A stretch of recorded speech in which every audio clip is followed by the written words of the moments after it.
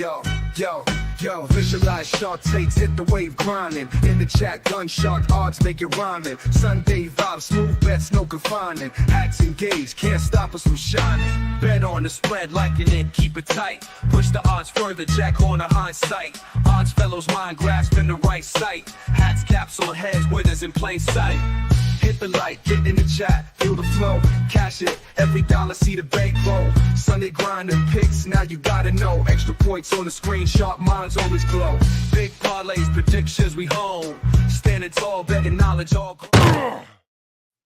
On a suddenly not so casual Sunday morning to close September, it is Sunday, September 29, 2024. NFL, the extra points, the big show, NFL Week 4, the Shark and the Gun, right here live on Sharky Waters Nation.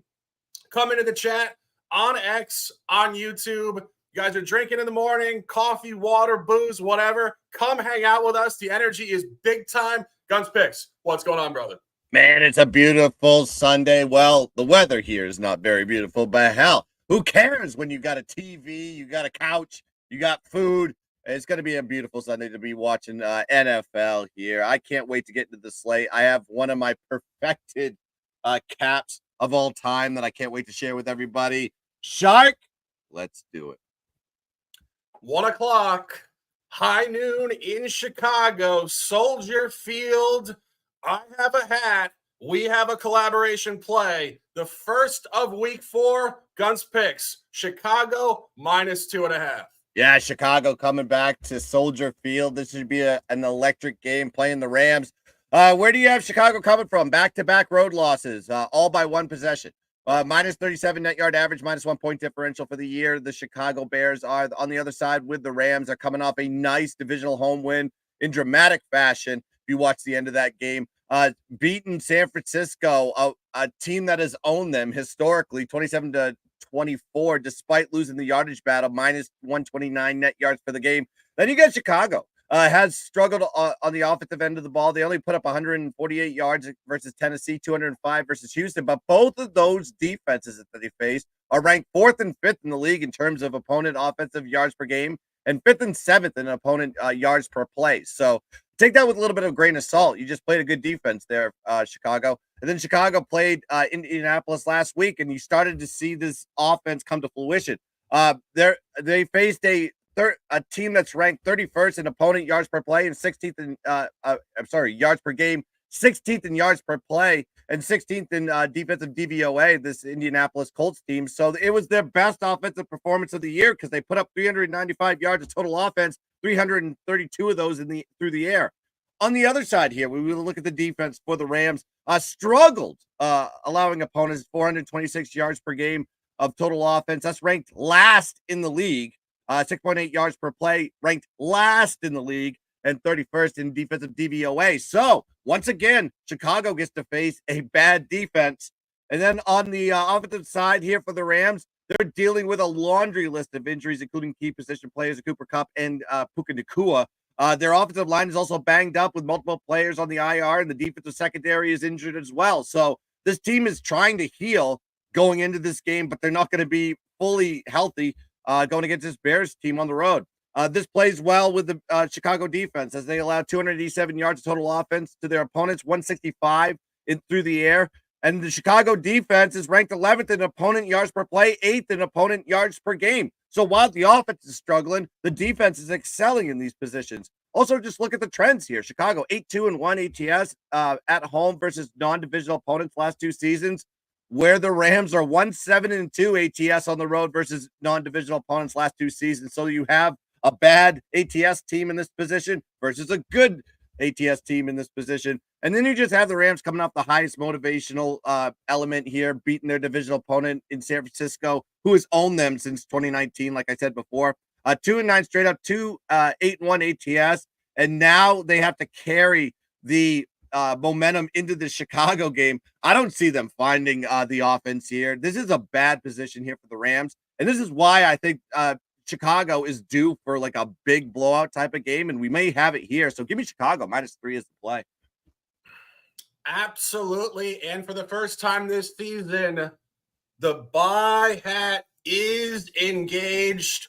Bear the fuck down in Chicago at high noon. Caleb Williams start too, and I think not coincidentally, in the opener, a cover. And Guns dropped immense great knowledge there, so I'm not going to repeat what he said, but I do want to jump off that. This is where Chicago, even last year, with Justin Fields and with Tyson Bagent starting, is actually 8-3-1 ATS at home outside of the division in the last 2.5 seasons, and 6-0 straight up last 6, 5-1 ATS. So it doesn't matter who the quarterback is. This team under Eberflus is a home bye team. And as Guns mentioned, the Rams are hurt. They don't have their top 2 receivers. This is their 4th stadium in 4 weeks, which is going to be a theme of this broadcast. A lot of these teams have been all over the globe, to be honest. Some of these teams in the first 4 weeks really capping out at a bottom point now. And you go to the Rams off that win last week, down 14-0, huge emotional comeback. They're not going to be able to back up success with success like that. And the Rams are 2-10 ATS last 12 road outside of the division. This team hit gold a couple seasons ago, winning the Super Bowl against the Bengals. They've been pedestrian ever since. McVay talked about retiring because of burnout last year. This is a a back-to-back sequence off a high. This is where Chicago will turn up. You want to buy Chicago as a home favorite. As I said, bear the fuck down. Chicago, turn them up. -2.5, 1 unit collaboration. Next play. We're going to the Meadowlands. We're going to MetLife Stadium in the Meadowlands. And Guns with the first total of this broadcast. Denver on the road, 2 in a row. Jets defense standing up under 39. Yeah, I expect a low-scoring affair here in MetLife Stadium, East Rutherford, New Jersey. 1 p.m. is the kick. You got a Denver team coming off a 26-7 win over Tampa last week, plus 129 net yard average, plus 2-point differential, plus 33 net yard average for the year. And then you have a Jets team coming off a divisional home win on Thursday Night Football, so they have the extra rest going into this game, 24-3 versus my Patriots, plus 261 net yards for that game. Absolutely demolished them. And then we have the when you look at the New York Jets, you got to look at their weakness. It's stopping the run, really. They gave up 4.8 yards per carry so far this season, but the pass game, they're holding opponents to 151 yards per game, 5.4 yards per attempt. That's ranked 5th in the NFL in that statistic. And then you have the Jets, elite that also have an elite pass rush. They're ranked number 1 in QB sack percentage, 14.4%. So this is a team from a passing defensive perspective. The Jets are elite. And then you have Denver. Will have their work cut out for them here because they do not have a great run attack because they're held under 100 rushing yards in 2 out of the last 3 games. They put up 136 rushing yards last week versus Tampa, but Tampa's rush defense is ranked 26 in the league and opponent rush yards per game and yards per carry. So take that with a grain of salt there. Also, if you want some interesting, good ref trends, I like a good ref trend once in a while just to see where I'm at. Ron Tolbert and his crew is going to be officiating this game since 2020. Ron Tolbert's crew officiated games 43, 27, and 1 to the under, 61%. That is a pretty good statistic. You know, sometimes the refs affect the game. Then you have Denver, 24 and 12 to the under versus non-divisional opponents since 2021, 13 and 6 to the under after a win since 2021, and 17 and 9 to the under when they are a dog. Denver is ranked 6th in opponent scoring. The Jets are ranked 8th in opponent scoring. Line correlation here too, guys. We're looking at a team that's probably 7 and 7.5 point favorite in terms of the Jets here. And the total's sitting here around 38, 38.5, 39.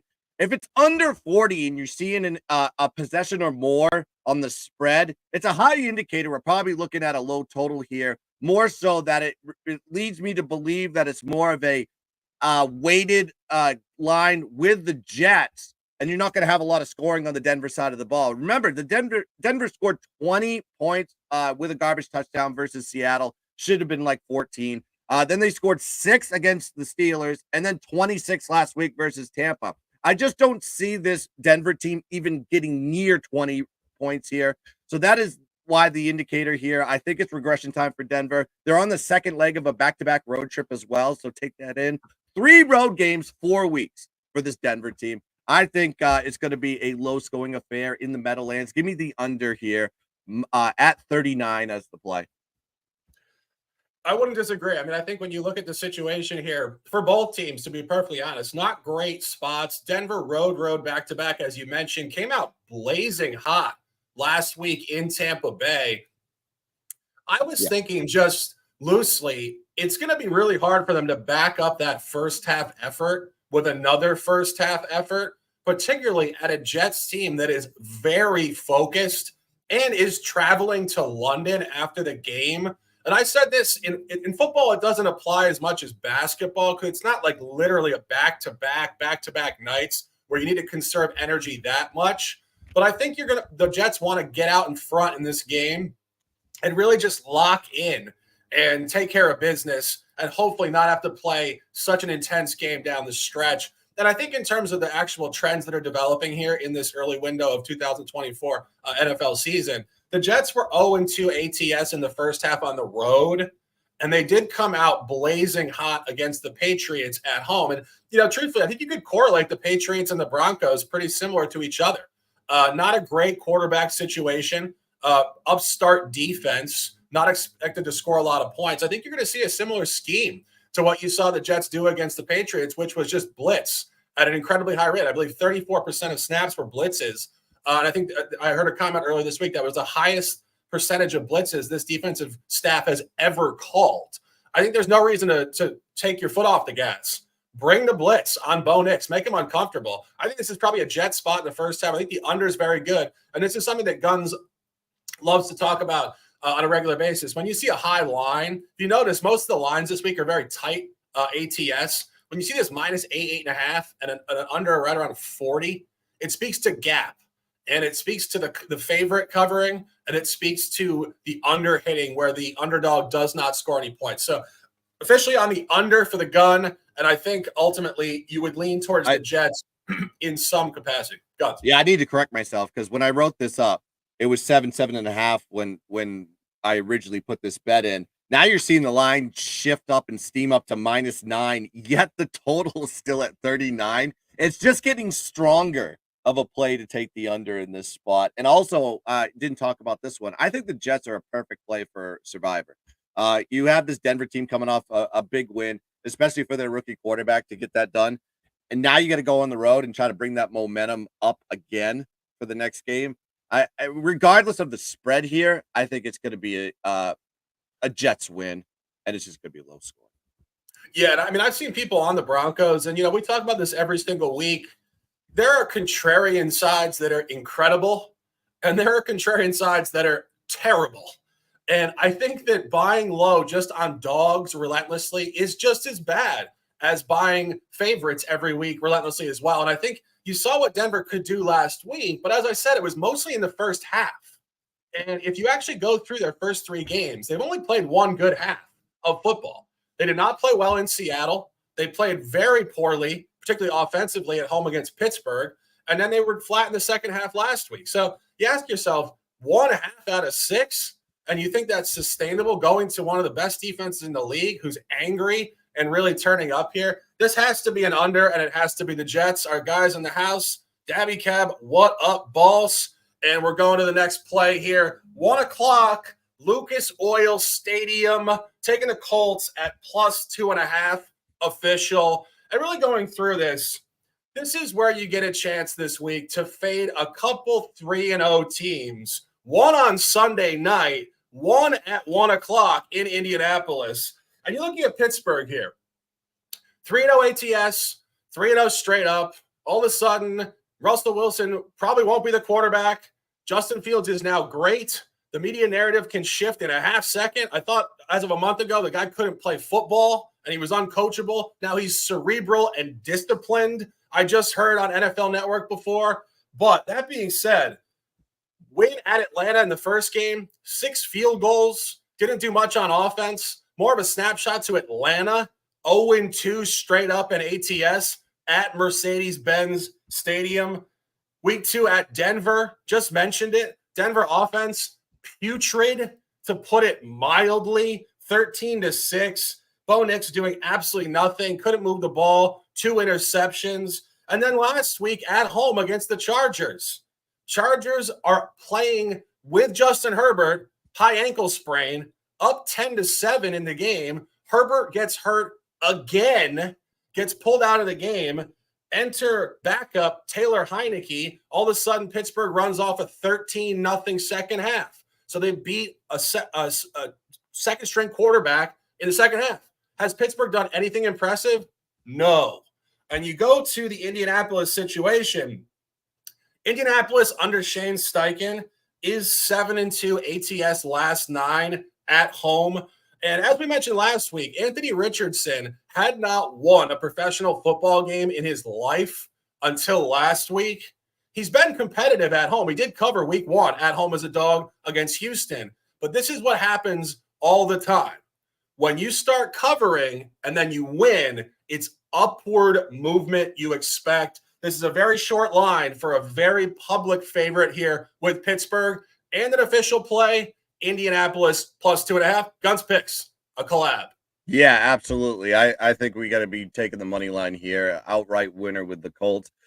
Just look at the performance. When we look at Pittsburgh, their defense is their strength, right? They hold their opponents to 230 yards per game of offense, 3.5 yards per carry on the ground game, 5.8 yards per attempt passing, 11.1% sack rate. They are ranked 4th in the league in defensive DVOA. But the performance of Pittsburgh in the first 3 games is somewhat misleading. Let's break it down. Versus Atlanta, they played Kirk Cousins, who was just coming off a season-ending ACL injury in his first start. I don't think he was 100% for that game. His mobility was definitely shown as limited in that game. And, of course, they played Denver. Bo Nix, who is in the second game of his career, first home game of his career. And Pittsburgh won by 7, minus 44 net yards for that game. So take that with a grain of salt. And then, of course, they played the Chargers, played Justin Herbert, who was dealing with a humongous fat ankle injury. His mobility was limited. Even in the fourth quarter, they had to take him out and put in Taylor Heineke when the score was tied 10-10. So with those 3 games, doesn't really give me an indicator that Pittsburgh really has the best defense, or at least one of the best defenses in the league. And then, of course, Indianapolis will have Anthony Richardson running the ship, healthy, mobile, and progressing week to week. I think this is going to be a challenge here to contain Anthony Richardson today. And, of course, Pittsburgh's offense hasn't been great at all. 289 yards of total offense on average. They give up 8% sack rate to their opponents. Their rush is 3.6 yards per carry. Nothing on the offensive side is good for Pittsburgh. And this will be Pittsburgh's 3rd road game in 4 weeks. We're going to be exhausted talking about this because so many teams are in this position. They travel to Atlanta, then Denver, then back to Pittsburgh. Then they have to go to Indianapolis. Quite a travel schedule for the Pittsburgh Steelers. Just a gauntlet in the beginning of the year. And then for Indianapolis, they're just comfortable sitting at home. 3rd home game in 4 weeks. Their only road game was right next door. I don't even think they had to take a plane to go to Green Bay. They just grabbed the car and drive over. And then you think, then I just think Indianapolis in this position will win this one against Pittsburgh that is yet to see a quarterback with mobility, speed, and 100% health. Their statistics are a little bit misleading on the Pittsburgh side of the ball. And then you got the travel exhaustion with Pittsburgh in this spot as well. I'm just not high on the Steelers this year. I just think their 3-0 record right now is a little bit fraudulent in my opinion. So yeah, Indianapolis is a play. Give it to me on the money line +110. An alignment play, an opportunity to dominate. My next play is staying at 1 o'clock. Going back to the NFC North, we're taking the Vikings on the road at +3. And truthfully, there's a lot to unpack here as Minnesota is 3-0 straight up and ATS, and Green Bay is coming off of back-to-back wins themselves. But if you really start to go through it, Minnesota at the Giants in the opener, 28-6, complete domination at a pick'em, just obliterated the Giants, came home, beat the Niners, who we have graded to be the #1 team in the NFC when fully healthy. Granted, there were a couple injuries, but still incredibly impressive win there. You come back home last week off a huge win, 2 huge wins, and you blow out the playoff Texans 34-7. So when I start to look at this, I say to myself, is that going sideways or the other direction? I don't think so. And I think this is deep psychology. I think this is Sam Darnold. You guys got to remember, he was the youngest starter in NFL history when he first started with the Jets at 21 years old out of USC. This kid's only 27. He's younger than Joe Burrow. And I was befuddled when I heard that. This guy's a young man, and he's finally in a good system. And I was talking about this on X earlier. I think Kevin O'Connell might be the most underrated coach in the league. We've talked about Kyle Shanahan. We've talked about the big dog in Detroit. We've talked about the ex-Philly coordinators. I think Kevin O'Connell could be the most underrated coach in the league. This guy's a psychological assassin. He's positive energy at the highest level. He instills confidence in his players 1 through 53. And I think he's connecting with Sam Darnold, and that locker room is absolutely focused and not going anywhere. And you go to the other side of this game, I think the re-entrance of Jordan Love into the lineup today, I don't think that helps the Packers. If you really go back, week 1, their only non-cover and loss of the year was with Jordan Love. And then Malik Willis, 2-0 ATS, 2 home wins, 1 road win. So I think putting him back in doesn't help. And you go back to last year, Jordan Love was 1-2 ATS at home in the division last year. Took a margin loss against Detroit early season on prime time and got hammered by the Vikings last year at home 24-10. And did beat the Bears in the last week of the season 17-9, but it was the Bears and they were completely falling off the grid at that point. And Jordan Love's only home covers last year, a game against New Orleans where Derek Carr got hurt in the second half and the Packers came back from 17-0. They blew out the Rams. Stafford didn't play. It was Brett Rippon. They came back on the Chargers' final possession. And you guys remember the Staley Chargers couldn't close games on the road. And they beat Kansas City, which was their only impressive win at home last year when Kansas City themselves was not playing good football. So in my opinion, Jordan Love has one impressive home performance in his career. And you go back to last year, as I mentioned, the home team was 0-2 in this matchup last year. Road blowout, Minnesota 24-10. Come back late season, Green Bay 33-10 in Minnesota. That was Kevin O'Connell. He's going to remind his guys this week, we got our ass kicked the last time we played these guys. This divisional revenge game, and it is a short line per line functionality. Green Bay on the road was -1. This comes in at -2. It should be 4, 5, or 6. This suggests a Minnesota outright victory today. Unofficially at +3. Guns, any thoughts on this one? It's a complete pass for me. Listen, I looked at this game maybe for 5 minutes, and I was like, divisional rivalry. It's nothing that I want to be involved in here. I'm just gonna sit and pass on this one and move on to the next game. No doubt. Next game, I will jump off it as I have more 1 o'clock officials here. Taking the Bengals on the road in Cincinnati at -4.5 overnight. That's 5.5 now, and really a lot to unpack in this one as well. I think you really find an incredible buy low on an 0-3 Cincinnati team. And last week, I mean, incomprehensibly, I would say, just horrendous defense against rookie quarterback Jaden Daniels. But I think if you really look at what's going on this season, even in the small window, 0-2 ATS at home, Patriots, Commanders, both non-playoff teams last year, which has been the perpetual issue with this group. They can't take non-playoff teams seriously at home. Key point, at home, 1-0 ATS on the road. Should have beaten the Chiefs. So you see the polarization of this team, what they're capable of. They can lose to anybody emphatically, and they can beat anybody in football. And clearly, if you say, okay, so they play down to bad teams, what is Carolina? That's not really the case here, because now this is full, utter desperation. You cannot go 0-4 and come back in an NFL season. I don't think it's ever been done, 0-4 to the playoffs. This is literally a game 7 for the Bengals today. And I think it's a great spot to fade Carolina. I think last week, Andy Dalton had his game to play. His first game with Carolina, the team got their bounce after removing Bryce Young from the lineup. Most of the time that happens, it's a one-game hit, and then they kind of come back to earth. I think that was also more symptomatic to Las Vegas last week, not playing well at all off a road win in Baltimore the previous week. So it was the Dalton show. Las Vegas didn't show up. Antonio Pierce chirped his guys in the locker in the presser after the game, saying they were cashing checks and just playing for business purposes only. Like, Vegas was clearly in shambles. So it wasn't so impressive from Carolina. And one final point on this game, or two final points, excuse me. Cincinnati with Burrow is actually 4-0 ATS, last 4 on the road at the NFC. They do travel well in this spot, similar to how Lamar Jackson does. It's just out of conference scheme. The teams don't know them and that type of stuff. And I think more importantly, last year, Cincinnati was 1-3 straight up, so almost an identical record. And they went to Arizona, Josh Dobbs, Arizona, and they were laying a very short number. It was a real contrarian take on Arizona. We had this conversation about a year ago today, and we said on that broadcast, this is either going to be the Bengals bounce back and just hammer a team they should hammer, or books know something. It's a contrarian take. This is basically the same number at 4.5. That was a -3.5 at Arizona week 5 last year. Bengals 34-20.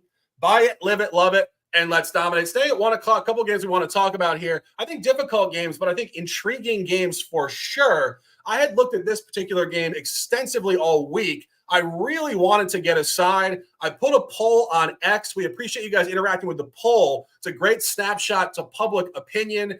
And ultimately, we want to have a conversation on this game, which will be intriguing. And I know a lot of people probably have action on. Eagles -1.5 at the Bucks. Guns, any thoughts? Both teams are banged up. We talked about it before the show. I mean, who's going to be catching the balls for Philly today? Anybody? Smith is out. AJ Brown is out. Looks like Lane Johnson is out. Well, one of their tackles. So not only the offensive line, but the couple key weapons are going to be missing in this one. With the Bucks, I love taking them as dogs. I don't like taking them as favorites. They're not favored here, obviously. It's a real short dog in this spot here, but they're coming off a loss to Denver, embarrassed. I thought they played absolutely horrible. Granted, I'm not high on the Bucks full season. And then you have a Eagles team. Granted, they're coming off that nice win on the road versus Saints, but they couldn't score points in that game. And the decision makings by Eagles they're reverting back to the decision making they made in 2023 when they had a decent offensive line. They could make a push on a 4th and 1. They don't have that ability anymore. And I think there's got to be a realization that we need to just kick field goals for once instead of just going for it on 4th down. So I need to see a little bit better decision making there from the coaching staff for the Eagles. On the other side with the Bucks, their defense isn't great. Their offense can score on you, but they're one-dimensional. They'd rather pass than run. I will say Bucky Irving coming over from Oregon has kind of helped that run game a little bit. But in this case, both teams are kind of in a similar position, in my opinion. So I got to pass on this one. I'm not going to take any side. Yeah, when I first looked at this, I wanted to take Tampa Bay. And our guy in the chat, Soundman, says, finally found you guys. We appreciate you. Welcome to the chat. And all you guys in here, please drop your comments. We'll engage you guys. When we have 2 people on here, we have a lot more time for a little conversational flow, and we want to really engage you guys. So let's continue talking this game. But I want to take the Bucks. The Bucks obviously laid down last week. This is the inherent bounce back, and this is also where you find Philadelphia in brutal travel yet again on this week 4. Brazil, back to Philly, New Orleans, now Tampa, road back-to-back. Had to grind the hell out of that game last week to get a win late. Philadelphia is 0-4, last 4 in the second game of a road sequence, so they haven't traveled well if they played on the road the previous week. Here's the problem. Quote last week from Philadelphia, "We keep receipts." What happened last year in the playoffs? Bucks 32, Philadelphia 9. This is a significant playoff revenge game. This is Jalen Hurts. It's probably not Sirianni. I think to a certain degree, he may have lost the locker room in terms of the voice. And we said this last week. We really think the Super Bowl run was incredibly built up by the coordinators, Gannon and Steichen, who are now head coaches in the league. And that's why you've seen a bit of a precipitous fall from the Eagles without those coordinators. but I do fear they'll find some second level energy in this game. And the second point that I really didn't like fading Philadelphia here, they've actually played great offensive ball on the road this year. In Brazil, 34 points, 410 yards. But I think even last week, go through that box score, they only scored 15 points, but they had 460 yards. How do you score 15 points with 460 yards? Well, I'll tell you how.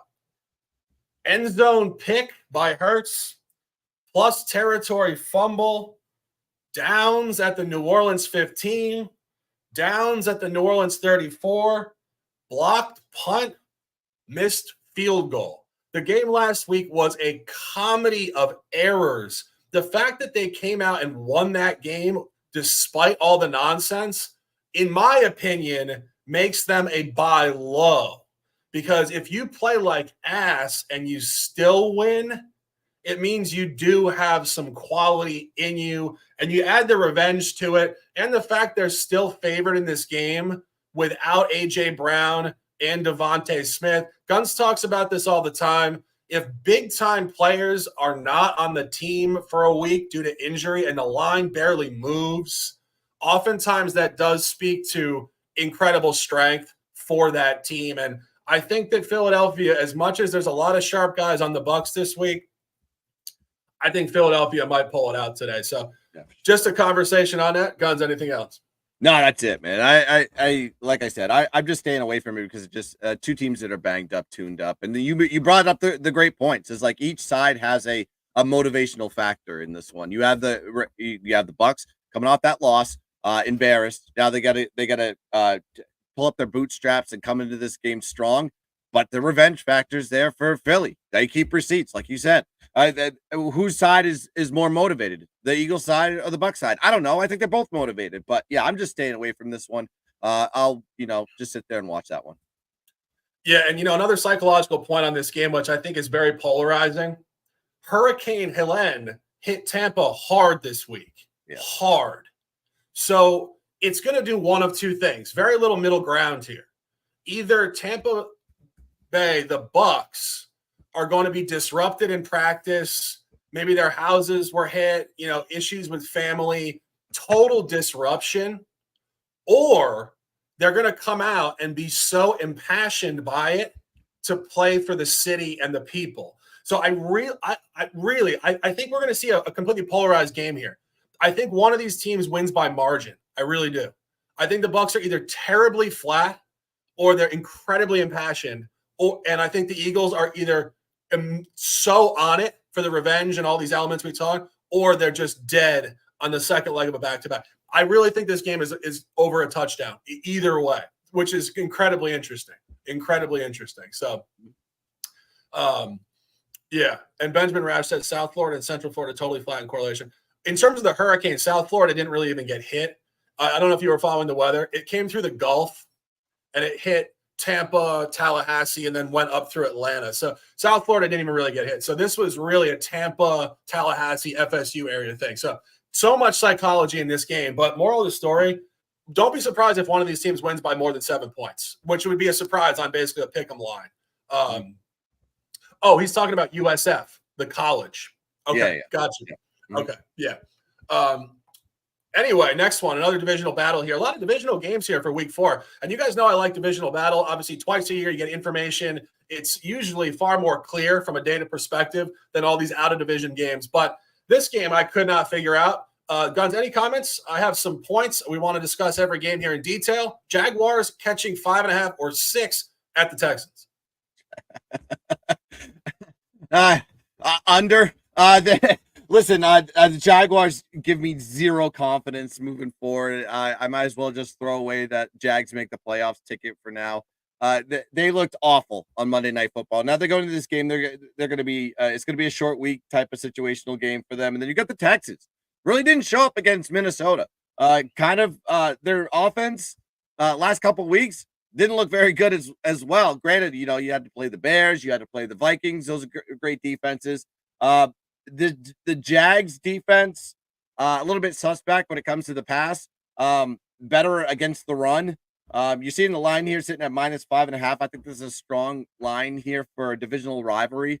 I probably lean towards the Texans side, but it was just one of those games that offensively both teams are dealing with some issues. And granted, the defense edge is probably towards the Houston side. Obviously, D'Amico Ryan's being a defensive minded coach. I just don't understand why the Texans offense can't really get it going. And when are they going to get it going? I mean, CJ Stroud and those weapons that they have at the receivers, Stephon Diggs, Joe Mixon. Yeah, I mean, you got guys in that lineup that should be they should be scoring 40 plus points a game, in my opinion, but they're not. And I don't know what the answer is here. This is just a watch game to see if we got opportunities down the road. I'm just not high on the Jags, and really, I'm not high on the Texans either. It's tough. It's tough. And, I was just looking here because we had this conversation last week, and I believe we had it in week 1. I don't think Doug Peterson is the coach for this group. I don't think he's a great NFL coach. I think he fits in that model of NFL coaches that have won one championship, very situational to a team catching wind in a season, a great roster with Philadelphia, a backup quarterback, Nick Foles, being incredibly hot at that point. It can happen. I mean, we've seen this for the last 40 to 50 years. There's a lot of one-and-done NFL head coaches in terms of Super Bowl championships or Super Bowl runs. Jacksonville is now currently 0-8 straight up the last 8 games that Trevor Lawrence has started, which is mind-blowing. Absolutely mind-blowing. Number 1 pick a couple of years ago, 2021. Remember the Jets were trying to tank for him. They won a late game to not get the number 1 pick. And now you look at his numbers.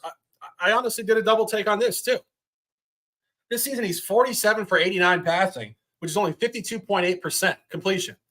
I mean, that is practice squad. That is like FCS garbage. And 560 yards in 3 games. I mean, we're talking absolutely abysmal numbers. 2 touchdowns, 1 pick. I mean, this is not the same guy. Yeah. And then I think to myself, is this just pure disruption with Peterson? And I think Peterson has completely lost this locker room.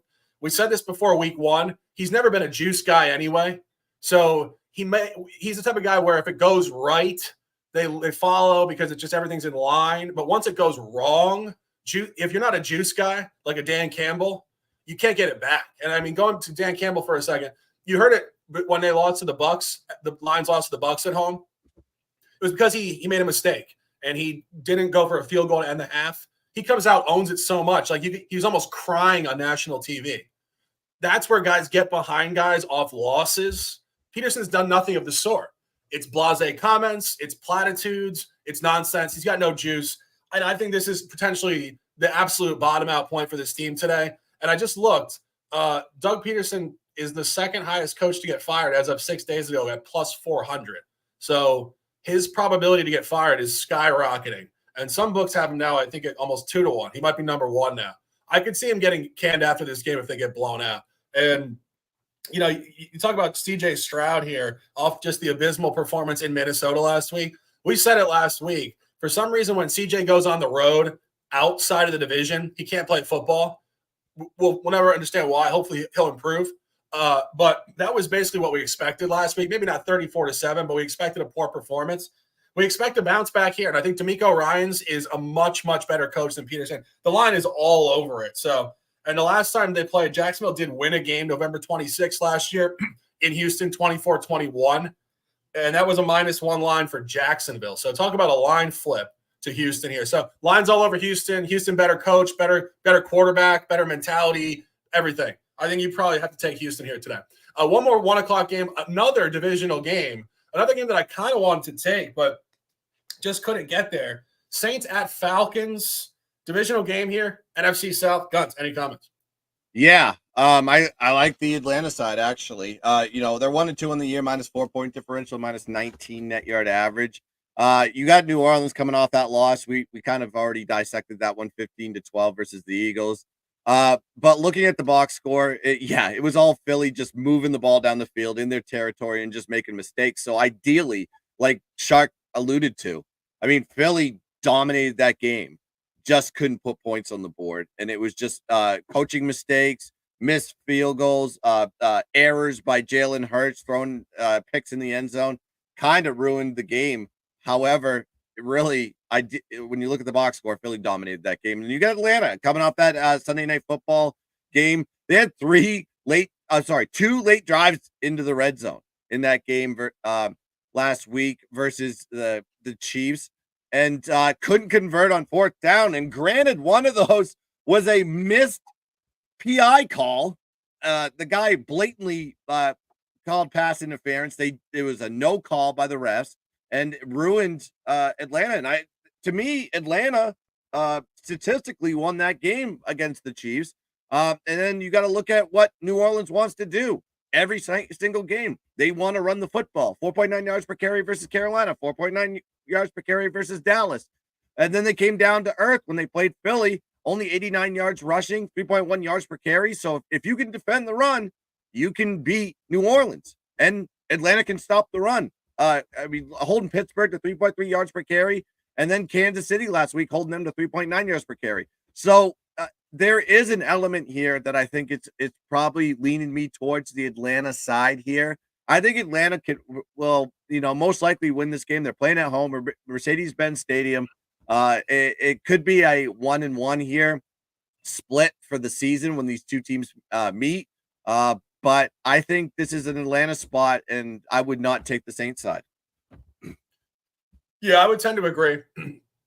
I think Atlanta gets there, but I think it's going to be tight on the line. I think they probably win by about 3 points. Our guy Cody says Falcons -2.5 max play. Well, if they win by 3, you win. So there you go.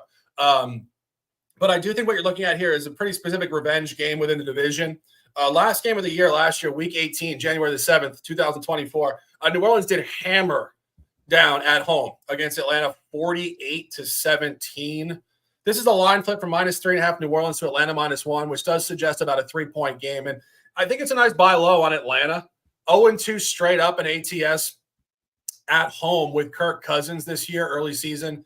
But both close. We talked about the Pittsburgh game. Pittsburgh had 6 field goals. Atlanta couldn't do much. And then last week, you saw it. I think Guns mentioned the penalty not called in the end zone. Looked like a PI. And also symptomatic to not kicking field goals. If they had kicked a field goal, got the ball back, kicked another field goal, they win. Kick field goals, coaches. You don't always have to go for it. That was another thing I didn't bring up too, is the decision making. You're going to give the ball back to KC, regardless if you score a touchdown, regardless if you score a field goal. You got it on that possession. They should have just kicked the field goal. It didn't. You weren't going to run out of time. You were going to get the ball back. All you had to do was make one stop. And I don't know what the mindset was to go for it on fourth down there instead of just booting the field goal, making a stop, and then having the opportunity to win the game. I don't know. I think this going for it on fourth down thing is becoming like an epidemic. Yeah. I think it's like highly problematic. Like, I think when it first started, coaches for years didn't ever go for it, and they were like actually holding their teams back. Now I think coaches are going for it far too much and holding their teams back. And you saw it yesterday in college, just slightly off the record here. Utah lost 23-10 last night to Arizona. 4 times they didn't get it on 4th and short. Kick 4 field goals, you're in the game by 1, and everything changes. And it's going to go back the other direction. It's the classic overreaction where things go so far one direction and so far the other direction, and it'll middle itself. Because I actually just get annoyed by it. Like, this isn't even necessarily gambling related. I hate to see players lose games because their coaches are basically holding them back with these nonsensical calls. And Smokey Bet says more aggressive play calling is leading to more unders in the NFL. And isn't that insane? Like, You're going for more points and they're getting less points. Like, somebody's got to wake up at some point because it's got to change. And again, we're not saying never go for it on fourth down. Don't regress back to 1995 here, but you have to be a little bit more precise with your decision making, not just go for it every time. Like Nick Sirianni, every time. It's like, guys, every situation is not created equally. Every time you're on the 35-yard line or the 42-yard line, it's not the same opponent, the same stadium, the same record, the same situation, the same game flow, energy, scheme versus scheme, nothing. It's so different. And that's where these coaches are actually completely brainwashed by analytics. Analytics tell you that 62% of the time this is the right call, but they don't tell you that's over 10,000 outcomes in 10,000 stadiums with 10,000 teams. There's differences in the data. So what the averaging does, it mutes the specific environments. And that's where it's like trend betting and sports betting, where people say 64% of the time. And I say, okay, what about the 36? Give me spot specifics, because it mutes the specifics, which are crucial to decision making. So it's very problematic, in our opinion, clearly, because we're ranting about it here. Yeah, exactly's had it with us right now. I'm not talking about this. I think they want to play. Let's go to the next one. Hey, don't ever complain about passion. Flatness is viral in this world. We love the conversation. We love you guys. Let's move. One more key point. I just want to bring up this one. Smokey Bets brought it up. It's like a lot more unders. You can see it in the totals. Remember when totals used to be like 47, 48? That would be the average right now. Look at today. 41, 40, 44 and a half, 40 and a half, 39.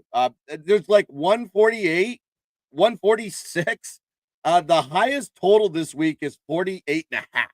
That's an indicator of what we're talking about. These fourth down conversions instead of taking points is killing totals. Oh, without question. Yeah. And taking a breath, 47 minutes in, 4 o'clock, 4:05 in the desert. Speaking of a game with a 48 and a half total, I think a snapshot to how this game will play out, a collaboration play. Guns had called this the Mona Lisa of handicaps. I'll throw it to the gun. Arizona, -3.5. Yeah, I call it the masterpiece. You have Pet Sounds by the Beach Boys. You have, the Mona Lisa. You have Rembrandt. This, you have Leonardo. You have Da Vinci, and all the artwork that's been done. This is the passionate, most epic breakdown of a game that you will ever hear from me. Washington versus Arizona, State Farm Stadium, Glendale, Arizona. 4:05 is the kick. You have a Washington team coming into Arizona on a short week. Another nice win for them, by the way, beating Cincinnati 38-33, despite losing the yardage battle in that game, minus 80 net yards in that game. Then you have Arizona coming off a tough loss themselves with against Detroit, 20-13, minus 96 net yards for that game. After 3 games, they have a +6 point differential, plus 22 net yard average on the year. And we look at Washington's defense, they're just not that great. They give up 377 yards per game to their opponents, 5.1 yards per carry on the ground, 71.9% pass completion rate to their QBs, and they only have a 4.2% sack rate, so they don't put pressure on the quarterbacks. They are ranked 32nd in defensive DVOA this season. The offenses that go up against Washington, by the way, put up 117 yards above their season average offensively. So when you play Washington, you have yourself a good game offensively. Then you have Arizona. Their offense has looked pretty good after 3 weeks. They run the ball very well, 5.2 yards per carry. Kyler Murray has a 68.6% pass completion rate, 7 yards per attempt, 5 touchdowns, 1 INT on the year. And his receiving weapons are performing well, as including Marvin Harrison Jr., who looks like a potential top 5 wide receiver in the league after 3 weeks. He is exceptional in the ball game. And then numerically, this Arizona defensive stat looks mediocre when you look at their numbers. But look at the offense the offenses they've faced so far. Buffalo, pretty decent offense, I think. The Rams, granted, they're going through their struggles, still a good high-powered offense. And of course, they played Detroit last week, held them to 20 points. Okay, so that is pretty impressive, knowing that Detroit's offense is elite. All those teams, high pace, high scoring offenses, they actually hold their opponents to 34 yards below their offensive season average. So with the defense's numbers looking mediocre, they're making these offenses regress when they play them defensively. Then you got to look at Arizona, some familiarity. And let's get into this for a second. They know the NFC East well. Their head coach, Jonathan Gannon, came over from the Philadelphia Eagles. He was the defensive coordinator there. So he joined the team. He was the head coach last season. And, of course, he's the coach this season. So Gannon has faced all these teams as a head coach last year. So when Gannon took over the team in 2023, here's how Arizona performed against the NFC East. At Washington, lost 20-16 as 7-point dogs, covered the spread.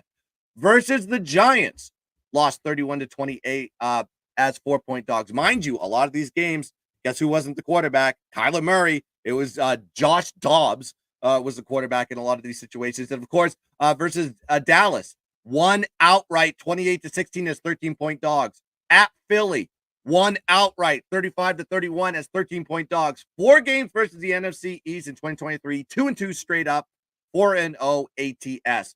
And in the upset versus Dallas, 28-16, Arizona put up 400 yards of total offense against them. That was Dallas's 4th worst defensive performance in 2023. Arizona put up 222 yards rushing, 7.4 yards per carry on the ground game. That was Dallas's 2nd worst performance in 2023. And Arizona put up 81 yards above their offensive season average in that game. That was Dallas's 2nd worst performance in that game. And I bring these statistics up. Why? Guess who was the defensive coordinator for Dallas in 2023? His name was Dan Quinn. You know who Dan Quinn is? Dan Quinn is the head coach for the Washington Commanders now. So take that. Everything's tying in together with this cap here. Then you got to look at Arizona, 22-13 versus non-divisional opponents dating back to 2021, 9-4 ATS under Gannon. And this is the first time Arizona's been favored in a game since 2022, because I can't count that Rams game the other day because that was closed as a pick'em. And then Washington was favored 7 points against Arizona last year at home. And now the line functionality is swung to 3.5. That's a 10.5 point swing from year 1 to year 2. This is a masterpiece, man. I got Arizona at -3 early in the week, -125 juice. I would take it at 7. It doesn't matter to me. Arizona's the play today, and I love this cap. Well said. It's deep psychology. Gannon dominates his old division. The old coach from the Cowboys now coaches the Commanders. The scheme will match up. And just a couple more points as I align on this play at -3.5. This is just a brutal spot for Washington. Road back-to-back, short week, huge win against Cincinnati on Monday night. Cincinnati outgained them 436 to 356. This is just not where a rookie quarterback's going to travel well. It was, as we said before, classic Joe Burrow and the boys, more so the defense just playing awful. And I think if you go back early season to week 1, only loss for Washington this year was at Tampa Bay. Same line. Tampa Bay -3.5, 37-20. You know, go back years and years ago. Arizona coach, who was it, Guns? Not Art Shell, the other guy. Oh, Green? Was Green? Yeah, You Denny Green. Yeah, yeah. He said, he was coaching the Cardinals, and he said, they are who we thought they were. And we let him off the hook. And we let him off the hook. And he was talking about the Bears at that point. I think it was Rex Grossman Bears. But here's the key point. Here's the key point. Who is Washington? A team that's beating the Cincinnati Bengals, who can beat the Chiefs and went to the Super Bowl a couple years ago? Team that beat the Giants at home? Or a team that got their ass kicked 37-20 at the Bucs in week 1? High total, highest total of the board, 48.5. 57 points there. Road back-to-back. Short week. Arizona showing upward movement at home. Arizona 4-1 ATS outside of the division at home under Jonathan Gannon, a defensive coach. This is going to be a double-digit win for Arizona today. Another collaboration play, Cardinals -3.5. Staying at 4 o'clock, couple games here to discuss. Tough stuff, a lot of injuries in these games. Guns has the hat on. Throw it to him for some opening comments. New England getting 10.5 at San Francisco. That's such a wild, aggressive line here for the 49ers. Like we already talked about before, 49ers coming off that loss. You look at Brock Purdy threw a late pick, kind of put them in a position where they could drive a few yards down the field, kick the field goal to win that game for the Rams. And then you're going against a Patriots team that really offensively, they're anemic. I know they're going through the rigors of the transitional coaching from Gerard Mayo from Bill Belichick. But they're not going to go out there and put Drake May in anytime soon. I don't know when he's going to come in. I hope not this year, because that offensive line is going to get him murdered. They did put him at the end of the game on Thursday Night Football. He took one hit that was a little bit scary. And I just think this team is just kind of going through the motions, at least offensively. Defensively, I would still say that this is probably an under team, because the defense can go out there and play, still play at a high level. But seeing this line at -10 for the 49ers, knowing they have key injury, knowing they have a lot of guys that are hurt in this game, key weapons, offensive linemen, a laundry list of injuries coming off this team, and the line is still just sitting at 10. It just means to me it's an aggressive 49ers take. It's nothing that I'm willing to back money on, honestly, but seeing the line here at -4, -10, and seeing the total at 42 is a kind of an indicator to me this is probably an under, but I'm not going to play this one at all. The Patriots are gross, and I'm just thank God I still have the Notre Dame Fighting Irish, because NFL I can't even be a fan anymore. Yeah, no, I mean this is it has to be a San Francisco spot in my mind. Obviously, injuries. McCaffrey probably not coming back until November. He just came back from Germany. The specialist, who I think has worked with numerous players, both NFL and NBA. Pretty sure this German doctor. But do we know if Deebo Samuel's playing today or George Kittle? Yeah, I'm gonna look just to double check that one. I could have sworn that all those he was out, but I'll double check to confirm. Yeah, because I mean, like when you start to look at this, the first thing that I had written down here, if you go back, through the Brock Purdy era, they've been incredibly effective at home as a double-digit favorite. I don't have the exact data in front of me, but they've been very, very good as a double-digit favorite. I know Guns has backed them numerous times actually in this spot. Last year against the Giants, I believe 30-12, a couple other ones, just blowouts. Obviously, with full personnel though being the key point, but I think like we said with Philadelphia is still holding as a favorite without their players. When you see San Francisco laying 10.5 without their players, theoretically, it's just a blowout line. And I think what you saw from New England in week 1 at Cincinnati is not going to translate here.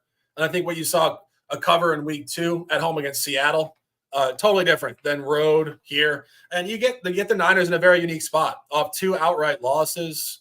Not only that, but they lost at Minnesota last year. So that's 2 years in a row they lost at Minnesota. I guess it's just not where they play well. But the game last week, I mean, up significantly. Total melt, some mistakes. I believe a turnover, punt return, 38 yards, the final possession to get in a field goal range for the Rams. And, Fred Warner, who's, I think, an incredibly intelligent human being and probably the leader of the defense, had some great quotes about, like, enough is enough. I think you're going to see a hammer down here today. I don't know why I didn't play it. I just don't like getting involved in games where there's a ton of injuries and just like unknowns. But yeah, I'm looking at the injury report right now. It looks like Debo's going to play. It looks like Trent Williams, he's questionable, but he's likely to play. They got George Kittle back. So they're getting healthy, especially on the offensive end. That's probably why the line is sitting where it is. A lot of guys coming back from injury. But who knows if they're 100% or not. And yeah, I think the only spot you can go with this is the 49ers, in my opinion. Yeah, 49ers or pass. Next one at 4 o'clock, 4:25 here. Browns at Raiders. Crazily enough, I think people thought this would have been a pretty damn good game coming into the year. You had Las Vegas backdrop, Allegiant Stadium, beautiful stadium, upstart Vegas team with Antonio Pierce versus a Browns team that had, I think, pretty high expectations coming into the year. But you find both teams very low at the moment here. Both 1-2. Cleveland just off an abysmal home loss to the Giants, who we thought might be firing their coach this week. And then they go in there and beat Cleveland. And Las Vegas off just an abysmal home loss to Andy Dalton and the Panthers. So both teams off lows. We don't really like to buy games where both teams are coming off of basically the same position. Should improve. Guys, any thoughts? All I see is like the Browns line open at -1.5, steamed up to -2.5. So I guess there's people that do like the Brown side on this one. Of course, Antonio Pierce in his press conference said a lot of the players made business decisions last week versus the Carolina Panthers, which kind of resulted in the loss and really not showing up for that game. So maybe there is a come up there. But like you said, the Browns are playing as low can be right now. Giving up 21 unanswered points or something like that to the Giants in the first half, and then just completely nobody scoring in the second half of that game. I don't know what's wrong with the Cleveland Browns, because a lot of people were high on them. They have a roster that's playoff caliber, but the offensive woes are apparent. Deshaun Watson, I think the investment that the Browns put in on him is looking like a diminishing investment, and I don't know if they're willing to make the switch at quarterback if need be at some point, because I know they have so much money dumped into him that they feel like they're obligated to play him. He's broken. And both teams are coming from the lows of lows. I don't know which side to take on this one. It's just a complete pass for me. Yeah, I have written down here, is either team awful, mediocre, or showing upside in the future? Like, I think there's, honestly, of all the games this week, anything could happen. Like, it's just unreal. And, we're just to close this game very quickly, but Cleveland is 0-2 ATS at home. They're 1-0 ATS on the road as a road dog at Jacksonville. And, I think Jacksonville and Vegas kind of fit the same conversation, like middling to bottom level AFC opponents outside of the division. And I saw some people on Cleveland this week, and I said I couldn't disagree. I mean, I think that you might see a similar performance, just a dud game. I mean, they won that game 18-13. It was pretty close. Jacksonville had their chances. I would lean towards Cleveland, and I think Vegas here coming in here. I don't even know if we know who's starting today, do we? Because there were some speculation that Aiden O'Connell might be the starter. We know? Yeah, I'm actually double checking that now. That's a good point, because I mean, have they just like said we're not doing Minshew mania anymore? I'm seeing Gardner Minshew as a starter still. We'll see if that happens. Of course, no Devontae Adams in that game either, and they're going to be without one of their right tackles as well. So injuries probably leading to the steam to the -2.5 side for the Browns. Max Crosby's doubtful as well, so that's going to hurt the defense.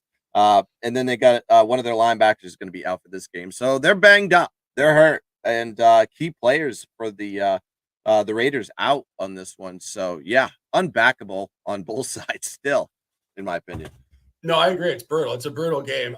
If I had an office pool or something, I'd probably take Cleveland, particularly with Devontae Adams getting hurt in practice, as you said a couple days ago. And I think Max Crosby's not playing either. So a lot, just all over the place. Final game at 4:25 here. Chiefs-Chargers, huge divisional game, kind of marred by injuries, as seems to be symptomatic of the entire league. Nonetheless, it seems that Justin Herbert will be playing this week, bye week next week. I guess going to try to gut it out. The guy's a total gamer. Guns, had you gone into this one on detail, or what do you think? Yeah, I have concerns with the Chargers in this one. And normally, when the Chargers are a dog versus Kansas City, I used to love backing the Chargers. It didn't matter what the line was. But however, the injuries are just really apparent. We talked about Justin Herbert, but their two left tackles are not. I mean, their two tackles are not going to be in this game. Joe Alt is out. Rashawn Slater is out. So that's a concern to me, that the protection is going to be diminished today with a team that prefers to run the ball and hammer the rock under Harbaugh's new scheme. And as much as I wanted to, I hate taking the Chiefs as a favorite in any type of situation, because they're just not a good covering team. Also got to look at the defensive side for the Chargers. No Joey Bosa. Their secondary is all listed as questionable, so they're banged up in the secondary as well. This team is hurting going into this game, limping in. And I mean, seeing the Chiefs, I'm not impressed with the Chiefs at all. Granted, they got a horseshoe of luck in a lot of these games. We talked about the Falcons game. I don't have to talk about the game in week 1 versus Baltimore, of how that finished off. They're just getting lucky week to week. I don't think this is a spot to take the Chargers here. But also, I don't think it's a spot to take the Chiefs either. Who knows who's going to cover this one? Yeah, no, so many injuries. And, you saw Herbert last week. I don't know if you can trust that he's going to make it through the game again. Like he gets hit once, just a weird hit, and he's gone. And then all of a sudden you're with the backup, Taylor Heineke. And as you said, the Chiefs have been unimpressive. We're very fortunate to cover last week at Atlanta. We're pretty fortunate in week 1 to cover against Baltimore and didn't cover against the Bengals. So it seems like no matter what the Chiefs do this year, at least in the early going, it's going to be a one-possession game, like no matter what. So I think you would lean towards the Chargers from that standpoint. And I think there will be a certain amount of locker room juice here for the Chargers. Second divisional home game, already 1-0 ATS in the division at home against the Raiders in week 1. And Jim Harbaugh in the locker room with these guys, just getting them to a higher level of competitive quality versus the Chiefs, who, we've said this before, Chiefs have won 2 consecutive titles. These regular season games don't mean anything to the Chiefs. Like, you're probably not going to see the Chiefs' best football. I mean, you could actually make the argument until the playoffs. Because, I mean, they can coast the entire regular season. And they proved last year they don't even need home field advantage in the playoffs. So it's like it just keeps getting more and more flat for the Chiefs in the regular season. There's no reason for them to show up. And all they have to do is win like 10 games, 10-7, get a wild card and get in.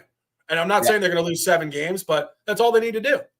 And not only that, but it's not even being flat and not caring. It's also the fact that there's such a fatigue off of 2 years playing until February. And, you know, the international tours, the whole show business aspect of this team, it fatigues them where they will just reserve energy all fall until they need to turn it up in December, January, and February. So I like the fact that Chiefs are sitting here 2-1 ATS with all these psychological points to fade them. I think they're just an incredible fade. Just every week, pretty much going forward. So I would significantly lean towards the Chargers here. Go ahead. Yeah, I noticed the total was pretty low in this one. It was open at 43, now it's 41.5. I mean, you're dealing with a 7-point spread line. Is another correlation type of situation. You're probably not going to see a lot of scoring here from the Chargers, is what that indicator is. So if there's a lean on this one, I'm going to throw the side out, and I'm going to say like the total is probably the way I'd go, and probably lean towards the under. Yeah, definitely. Final official play of the broadcast, 8:20 p.m. Sunday Night Football, M&T Bank Stadium, taking the Ravens at home, -2.5 for 1 unit. Another great buy low spot here. Ravens started 0-2, lost in KC. Isaiah Likely, half-inch from a touchdown, would have covered. Week 2, only home game of the year, up significantly. Get outscored 13-0 by Vegas in the fourth quarter to lose. Last week, we backed them correctly. They took care of business at Dallas. Now they come home, biggest home game of the year so far. And you get an opportunity here to fade the Bills, who are clearly a very good team. We've hyped up the Bills for years on this show. But now you're looking at a 3-0 team as an underdog. That should tell you something about where books think the law of averages lies in this matchup. It's not on the 3-0 team. It's on the 1-2 team improving. And you look at the Bills, non-cover in week 1 against Arizona, down significantly, just kind of a BS game for them. At Miami, week 2, Thursday Night Football, Tua throws 3 interceptions early. Just the game's over before you could even turn on the TV pretty much. And then Tua, of course, gets hurt when it appeared that Miami might be coming back a little bit in the second half. And then last week, absolute blowout. We had it incorrect. We had Jacksonville. I mean, that was just a demolition, 34-3 at the half. And we said it before when we discussed Jacksonville. Doug Peterson now, in some books, number 1 to get fired. 0-8, Trevor Lawrence last 8. Constant conversation here. Is it because the Bills were so amazing, or is Jacksonville just terrible? So the point here is Buffalo doesn't really have an impressive win yet.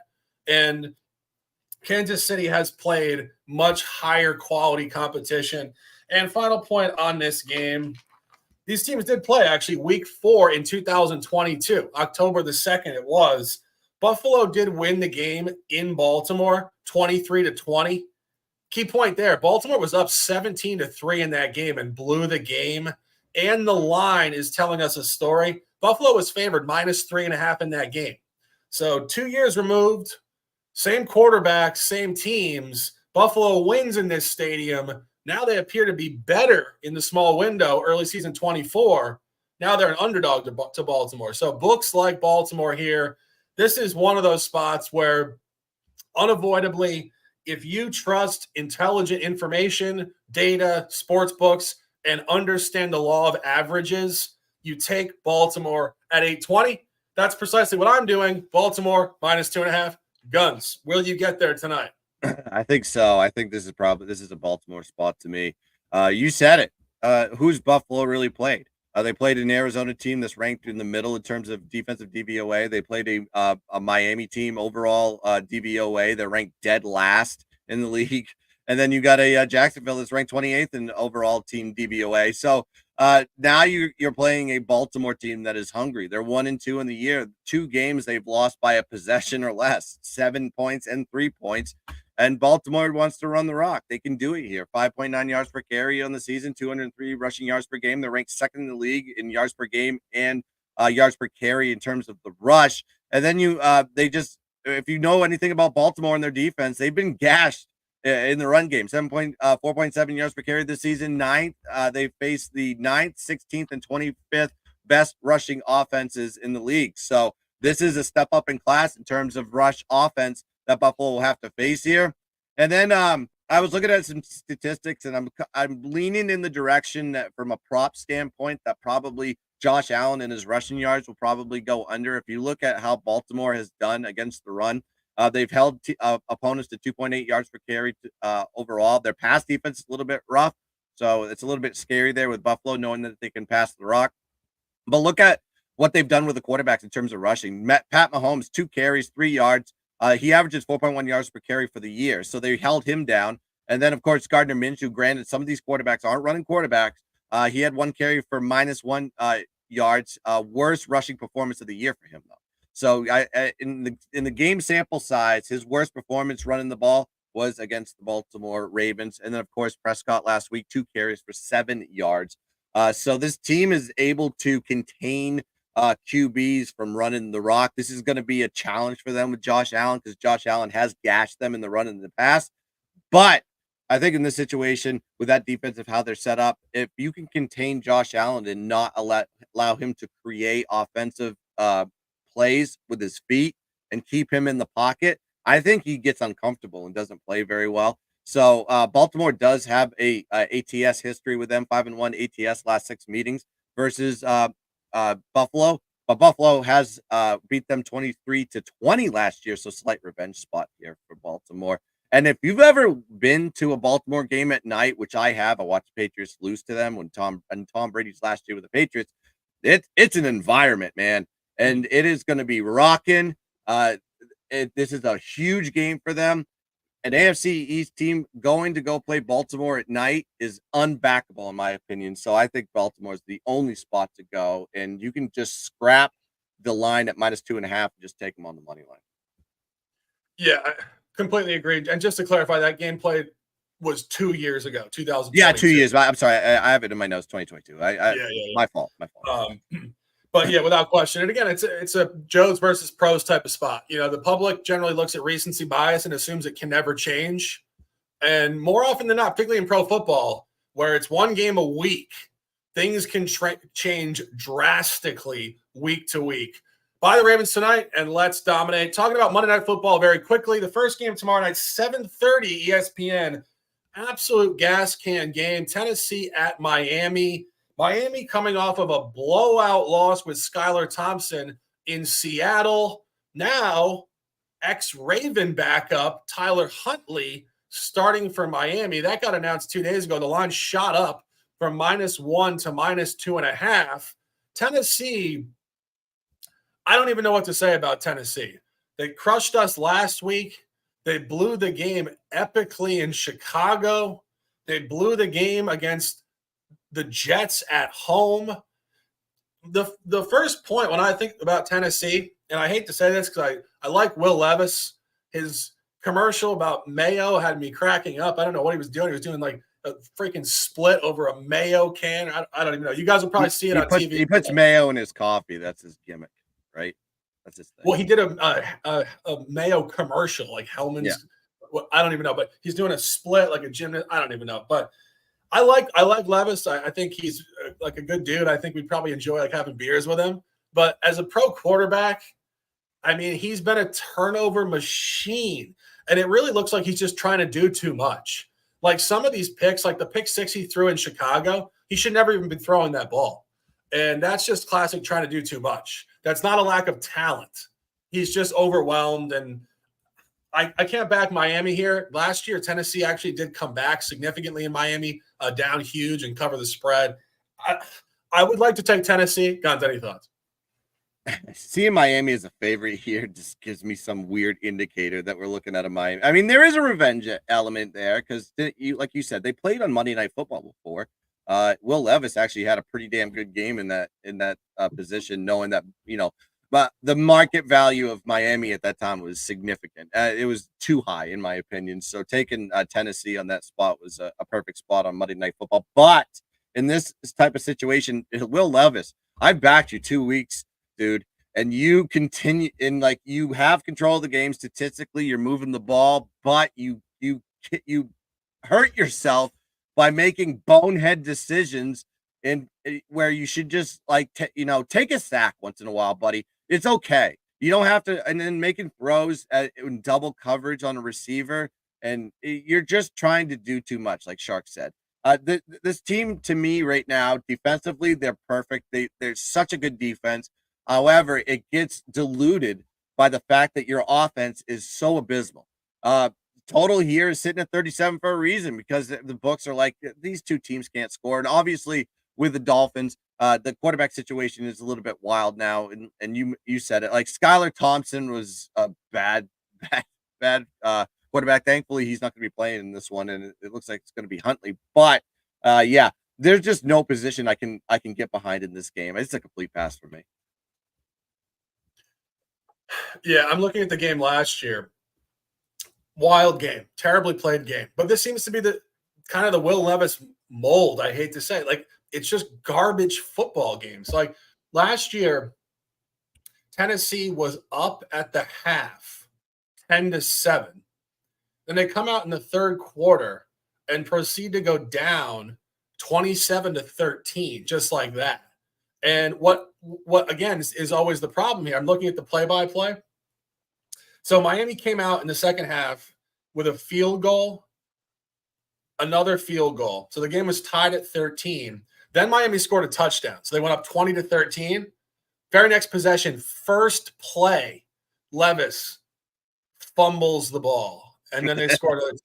It's like, dude, just take the sack. So it's just garbage. Like, you don't want to back this guy. And then, of course, he comes back with 2 touchdowns in the final, 5 minutes to win the game, 28-27. It's just garbage. It reminds me of just like mid-level college football, to be honest. It's telling to me that they're a dog when the Dolphins are on their third QB. I mean, but nobody trusts Tennessee, and it's the Will Levis factor. I'm sure if you put in any quarterback that's in that lineup right now outside Will Levis, that line will shift significantly towards the Tennessee side, knowing that they're not going to be 3 turnovers egregiously by Will Levis. There has to be a better quarterback for this team. I mean, yeah. There's definitely unsigned guys. I mean, like you see it every year. I mean, like look at last year. Joe Flacco's on his couch. He comes back and goes to the playoffs. Like there are better quarterbacks out there, somewhere between the age of 21 and 45. Right. I mean, this guy's just garbage. Absolute garbage. Final game on the card here. We're going long today. Guns and I are having a great conversation on this beautiful Sunday morning. Monday night, big game here, 8:15 ABC. Seattle at Detroit. Third year in a row these teams have played, interestingly enough. Seattle has gotten these guys 2 years in a row, both in Detroit. It's the third straight year Seattle's playing a road game in Detroit. Go back to 2022. Seattle won the game 48-45, crazily enough. 1,075 yards in that game. Speaking of college-style games, last year, Seattle got Detroit 37-31 in overtime. So Seattle's beaten them 2 times in a row, both tight one-possession, high-scoring games. Key point in that one last year, Detroit had 3 turnovers. Seattle had none. Line is holding here at 4.5. It speaks to Detroit, in my opinion. I think that the double revenge is real. I think the fact that they had some late turnovers last year, which did give Seattle the win, I think that can be corrected. But I think Seattle here is sitting at 3-0 straight up, 1-0-2, 2 pushes ATS. Fool's gold. Bo Nix at home, Jacoby Brissett on the road, and Skylar Thompson at home. We talk about Pittsburgh being fool's gold to a degree, Buffalo maybe being too hot. 3-0 Seattle versus a rookie and two journeyman backups. Maybe the most unimpressive 3-0 in the entire league. I think this could be a quality check on Monday night. I will be looking at this in more detail tomorrow, but I think Detroit would be the lean here. Guns, any comments? I'm actually eyeing in on the total. You look at the last 3 games because they faced each other 2021, 2022, 2023. Most electric ones have been the back-to-back in 2022, 2023. I mean, 37-31, 48-45, 51-29. Huge numbers on both sides. And the totals in those games were 41.5, 48.5, and 47 on the close. And you're seeing now what, 46, 40, 46.5 on the board. Why isn't this total 50? 52, 53. These teams have gone against each other and scored massive amounts of points. I think this is probably an undertake for me. Granted, primetime unders, we know about the trends with that. But I think when you see over, when these two teams meet, it's time to go and swing the other direction and hit the under. I think this is more of an under spot than a spread spot, in my opinion. Yeah, no, it's a great point. 46.5 here after just track meets the last 2 years, particularly going to overtime last year. Last 3 years. Yeah.